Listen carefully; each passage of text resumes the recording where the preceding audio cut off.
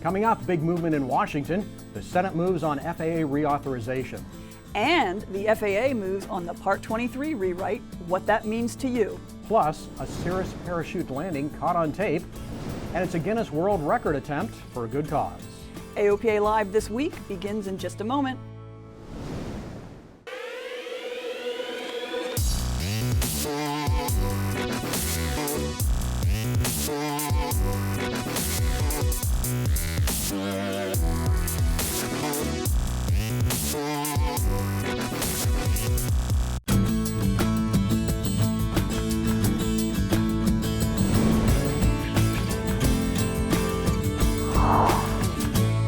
Cheaper and better stuff for your airplane. The prospects suddenly look a lot better. Hello everyone and welcome to AOPA Live this week. I'm Melissa Rudinger. And I'm Tom Haynes. Thanks for joining us. Big movement on the Part 23 rewrite. We'll get to that in just a moment, but first, we're following new developments in the FAA reauthorization process. The Senate Commerce Committee rolling out its plan for the FAA. The FAA Reauthorization Act of 2016 was introduced late Wednesday. It'll set the FAA's budget and policies for about 18 months. Yep, third-class medical reform, it's a part of it. It was the same language that passed the Senate in December. No user fees for general aviation, unlike the now-dead House bill we reported on earlier. Under the Senate bill, we'll keep paying through the fuel tax. Also, it authorizes annual increases in Airport Improvement Program funding, streamlines certification for light GA aircraft, supports a transition to unleaded aviation fuel, and makes it easier to install modern safety equipment in legacy aircraft. The bill has to go to the full Senate, then get approval from the House. In the meantime, Congress will pass a short-term extension to keep the FAA humming, well, at least as much as the FAA ever hums. And as we said at the top of the show, the FAA has just announced a proposed rule that would make it easier, faster, and less expensive to get modern safety equipment into general aviation aircraft. Mark Baker, he says that's a big deal. They have the Part 23 really coming through from the FAA, Office of Management Budget, all the way really through the White House to finally recognize we need to update these old rules. The agency has issued a notice of proposed rulemaking, NPRM, that would change the highly prescriptive Part 23 certification standards to more general standards based on performance and risk. It's a recognition that one size doesn't fit all. It doesn't make sense to apply the same standards to two-seat piston aircraft and a 10-seat business jet, for example. And it will make it easier to add new equipment to existing airplanes. This is, I hope, again, that the industry that supports aviation, whether it's avionics or engine monitoring equipment or other things like that, they'd be interested in getting products out to the marketplace that we know have been proven and tested, maybe even in the experimental market. They take the next step to get them certified under this new certification standard at lower costs, better outcomes. The public will have 60 days to comment on the proposed rules. Now, this certification standard for light aircraft is something that AOPA has been working on for a long time. I'm sure we're going to comment on this. Melissa, you've been following this forever, haven't you? I have. We are absolutely going to comment. We were on the rulemaking committee that developed the recommendations, right. And our mantra there was double the safety at half the cost. All right. Well, and another bit of progress on the certification front, the U.S. and the European Union have signed an agreement saying both sides will recognize the other's TSOs. The agreement reduces bureaucracy and could lead to greater availability of things like advanced avionics, for example, from across the Atlantic. And something else from across the pond, it's bigger, faster, more luxurious, and yes, more expensive. It's Diamond's new twin, the DA62. The FAA has certified the diesel engine twin, and Tom Horn was one of the first to fly it in the U.S. Say hello to Diamond's latest turbo diesel twin, the DA62. It's quite a step up from the DA42 twins. The DA62 is bigger, more powerful, has gull wing entry doors, and its 180 horsepower Austro engines give it cruise speeds of 192 knots at 14,000 feet. On only 17 gallons of Jet A per hour, total. That's just 8 gallons per hour per engine. Gone is the DA42's forward hinged single canopy, and entering the DA62 is easier thanks to the front seat's fold-down thigh supports.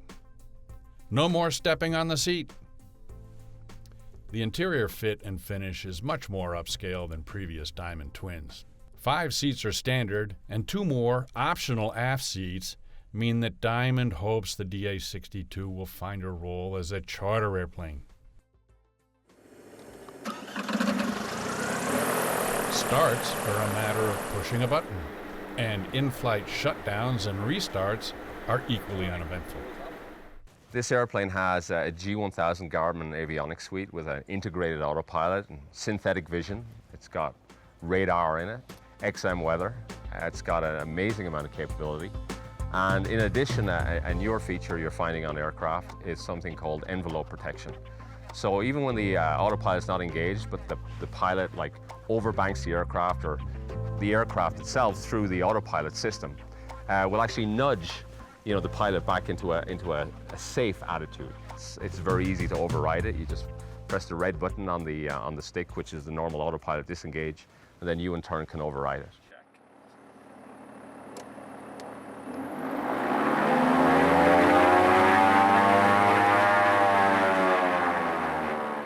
Well, the FADEC themselves, they do the diagnostic check. So you just press 2 buttons, you sit there and you wait while it goes through its own check. It runs the engines up without the throttles even moving, which is pretty amazing. And then you take a little switch and you go check one ECU, one computer by itself, then check the other computer by itself, and then put it back to the auto position where it decides what to do. That's pretty much it. Actually, the length of time it probably took me to explain it is more than the check itself. Our flights in the DA62 were out of the Sedona, Arizona airport, where you can see some of the most striking terrain in the U.S. Here we are rounding Thunder Mountain, entering a downwind for Sedona's runway 3. On final, it's 85 knots with full flaps, and a graceful touchdown thanks to the airplane's beefy, trailing link landing gear. The airplane's also approved for flight on unimproved strips. A classy airplane at a classy locale. How better to end a flying day? The FAA has recently certified the DA62, and Diamond's order book for the $1 million airplane is growing, we're told. How will it fare against the Textron Beech Baron and the Piper Seneca and Seminole? It will be instructional to find out. Tom Horn, AOPA Live. Slick-looking airplane. The base DA62 costs a little more than $1 million. The aircraft Tom flew retails for $1.3 million. You can read more about the DA62 in the April edition of AOPA Pilot Magazine. But you won't be reading anything about the Piper M600 getting certified anytime soon. That's because the company has delayed the entry of the single-engine turboprop until the 3rd quarter. They're working on a wing redesign to get the top cruise speed Piper promised to its customers when it unveiled the design last April. Meanwhile, Seeker Aircraft is bringing production to the U.S. Seeker makes distinctive 2-seat surveillance airplanes for missions like Border and Police Patrol. The Seeker is currently built in Australia. In the U.S., it'll be manufactured by Ericsson Incorporated in Portland, Oregon. There's a new solar-powered bird about to fly outside of Denver. The 2-seat proof-of-concept prototype for the Sunflyer has arrived at Centennial Airport for systems integration and testing. Aero Electric Aircraft Corporation hopes to have the first FAA-certified all-electric training airplane in the United States. And here's a video that's been making a big splash on the internet this week. We've seen some pretty amazing video of Cirrus parachute deployments, but this video showing the touchdown up close is a first.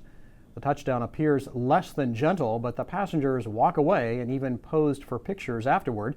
The pilot from New York and his 17-year-old daughter were returning from a college visit when they pulled the chute after an engine failure at just 2,000 feet. We spoke to the pilot for an article you can find on AOPA.org. Van Nuys Airport in California is the world's busiest general aviation airport. And as it's grown through the years, it's become more and more of a business jet airport. Piston engine aircraft were being treated like second-class citizens, but that's changing thanks to AOPA's Airport Support Network volunteer at Van Nuys, Elliot Sanders. He was honored last week at a celebration on the airport. You know, the fact is that Van Nuys is a wonderful general aviation airport, but unfortunately, many times piston operators like those that are based here get lost in the mix when you have large corporate operators and large jet operators. And no offense, Steve, but when you have an airport authority that's used to running airline airports and not general aviation, that really don't have an understanding of what GA is. They don't understand the value of piston operators and what they contribute to the community outside of just the corporate operations. Sanders received the AOPA Sharpless Award, the most prestigious honor AOPA gives to someone not directly working in the aviation industry. For more than a decade, he's worked to protect piston aircraft pilots' access to the busy airport, and was also instrumental in developing the park at Van Nuys. That's a dedicated facility for piston aircraft that will include maintenance, flight schools, a restaurant, and a self-service fuel. And there was a pretty amazing advocacy, if you will, for sort of an area dedicated to propeller activity rather than have it just stuck in the backwater of every little corner of the airport.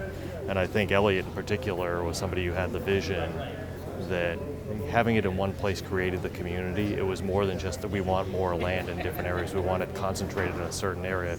It's teamwork, and I just feel so lucky. All of you are part of my team.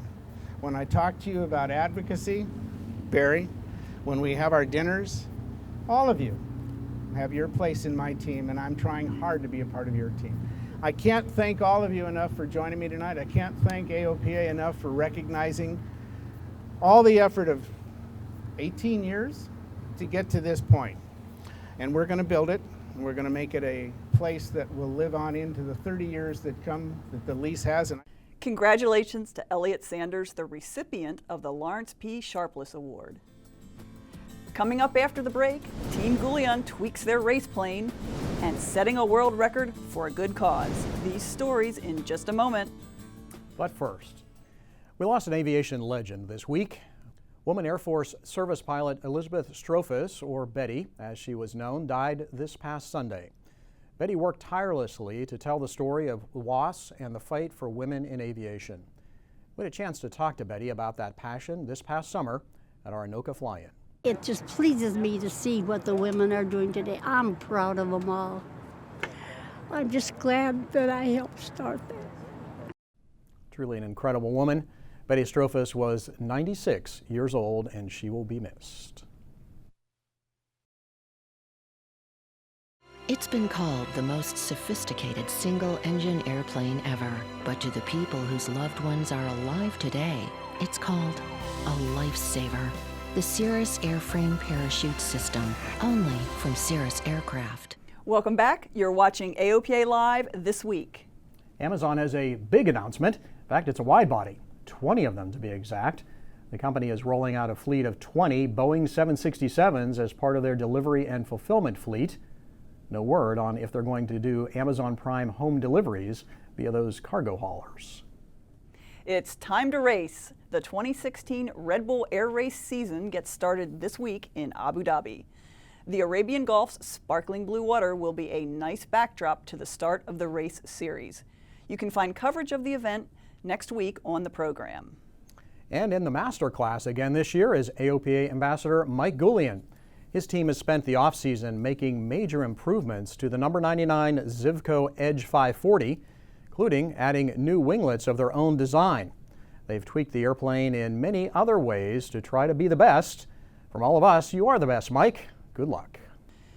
It's Women in Aviation Worldwide Week, and many at AOPA got together to help set a world record while trying to get more women interested in becoming pilots. Ready, set, fold!